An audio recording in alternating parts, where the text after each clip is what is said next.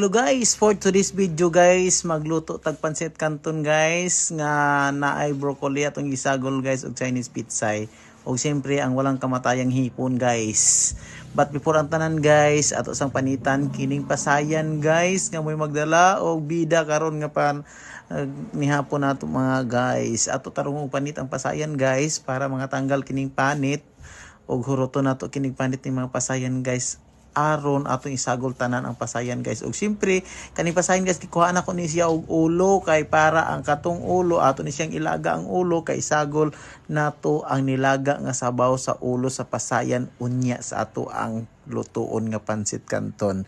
Hapit naman maman ganing pasayan guys nga atong gi kuha og panit guys. So ato na pud i-prepare dayon guys ang uban nga mga ingredients nga para sagol aning pasayan ug ang canton nga ato ang lutuon karon guys para sa ato ang panihapon for today's video mga guys. Kisa-isa na to panit guys sa pasayan, siyempre alang nga magdublihon na to panit azo mag 20 kabuto kamot nga isa ra man kabuk ato kamot. So ato gazud nang isa-isahon mga guys. Og diri nga part guys, suma naman nato og panit ang pasayan guys. Mao na ni ang finished product sa pasayan guys nga atong gipanitan. Og siyempre ato nang sliceon ang broccoli nga ato ang pinalit guys nga atong isagol sa ato ang pancit canton guys. Kakaiba ning pancit canton guys nga atong lutuon karon guys.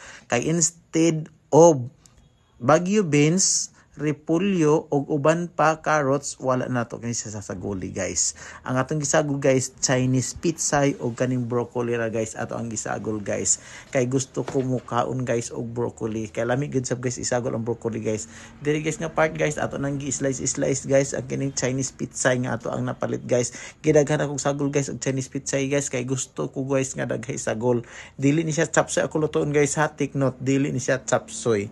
Syempre hiwa na pud nato atong lamas. Ang akong gigamit diri nga lamas guys is gusto rin ako guys og Bombay lang yun siya.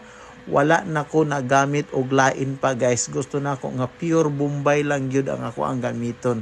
Nga wala na ako lain nga isagol guys. Kay para lami siya guys. Ato nang gigisa guys ang ato ang chicken. Siyempre ang chicken akong gamit diri guys is ang kanang breast guys. Gigamit ako ang breast nga chicken guys.